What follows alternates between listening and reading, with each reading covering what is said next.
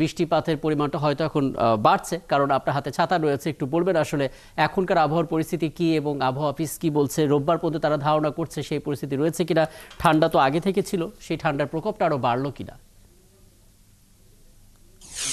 আপনাকে ধন্যবাদ। সকালেই যে তথ্য জানাচ্ছিলাম, আসলে খুব সকাল থেকেই বৃষ্টি শুরু হয়েছে, কখনো গুড়ি গুড়ি কখনো হালকা। দুপুর নাগাদ খানিকটা বিরতি দিয়ে আবারও বৃষ্টি শুরু হয়েছে। এই মুহূর্তে গুড়ি গুড়ি বৃষ্টি ঝরছে। এবং আপনি যে তথ্যটি জানতে চেয়েছেন, সকাল থেকে সূর্যের দেখা নেই এবং আকাশও রয়েছে মেঘাচ্ছন্ন। শীতের তীব্রতা বেড়েছে যার কারণে, এবং আবহাওয়া অফিস বলছে যে আসলে হালকা বৃষ্টি হতে পারে আজকে দিনভর, এবং আগামীকাল আংশিক আকাশ মেঘাচ্ছন্ন থাকতে পারে কোথাও কোথাও। এবং সেই সঙ্গে আগামী 5 দিনে আসলে শীতের তীব্রতা বাড়তে পারে এবং তাপমাত্রা কমে আসতে পারে, এমনটি কিন্তু আবহাওয়া অফিস থেকে বলা হয়েছে। এবং আবহাওয়ার যে সর্বশেষ বিজ্ঞপ্তি তাতে বলা হয়েছে, পশ্চিম মধ্য বঙ্গোপসাগর ও তৎসংলগ্ন এলাকায় অবস্থানরত নিম্নচাপটি উত্তর পূর্ব দিকে অগ্রসর হয়ে একই এলাকায় অবস্থান করছে।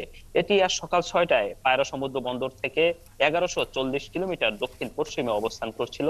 এটি আরো উত্তর পূর্ব দিকে অগ্রসর হতে পারে বলছিল আবহাওয়া অফিস। এবং নিম্নচাপের কারণে 44 কিলোমিটার মধ্য বাতাসের একটানা সর্বোচ্চ গতিবেগ ঘন্টায় 40 কিলোমিটার, যা দমকা অথবা ঝোড়ো হাওয়া আকারে ঘন্টায় 50 কিলোমিটার পর্যন্ত বৃদ্ধি পাচ্ছে। এবং নিম্নচাপ কেন্দ্রের নিকটবর্তী এলাকার সাগর উত্তাল রয়েছে। এ কারণে পায়রা সমুদ্র বন্দরকে 1 নম্বর দূরবর্তী সতর্ক সংকেত দেখিয়ে দিতে বলা হয়েছে, সেটি এখনো বহাল আছে। এবং উত্তর বঙ্গোপসাগর এবং গভীর বঙ্গোপসাগর এলাকায় মাছ ধরার নৌকা ও ট্রলারকে পরবর্তী নির্দেশ না দেওয়া পর্যন্ত উপকূলের কাছাকাছি এসে সাবধানে চলাচল করতে বলা হয়েছে। সেই সাথে তাদেরকে গভীর সাগরে বিচরণ করতে নিষেধ করা হয়েছে। এবং সেই সঙ্গে আপনাকে জানাতে চাই যে রাকিব, ইতিমধ্যেই কিন্তু ঘাটে অনেক জেলে ট্রলার গুলো এসে পৌঁছেছে।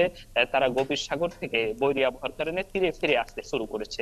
এবং সেই সঙ্গে রাকিব যুক্ত করতে চাই যে যেহেতু আজ সকাল থেকে আসলে সূর্যের দেখা মেলেনি, এখনো নদী পাড়ের বেশ কিছু এলাকা আসলে কুয়াশা আচ্ছন্ন অবস্থায় রয়েছে, যার কারণে শীতের তীব্রতা বেড়েছে। এবং আবহাওয়া অফিসের যেমনটি বলছিল যে শীতের তীব্রতা আরো বাড়তে পারে, যেহেতু তাপমাত্রা কমে আসবে, সেক্ষেত্রে শীতের তীব্রতা কিন্তু অনুভব বেশি হবে এই সব অঞ্চলে। এবং পাশাপাশি রাকিব সংযুক্ত করতে চাই, বৃষ্টিপাতের আগামীকাল থেকে আসলে খুব বেশি সম্ভাবনার কথা আবহাওয়া অফিস দেখছে না।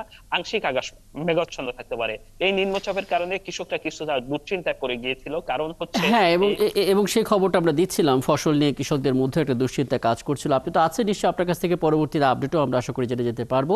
কামরুল ইসলাম রাঙ্গামাটি থেকে যুক্ত হয়েছিলেন এবং আবহাওয়ার খবরাখবর আমাদেরকে জানাচ্ছিলেন।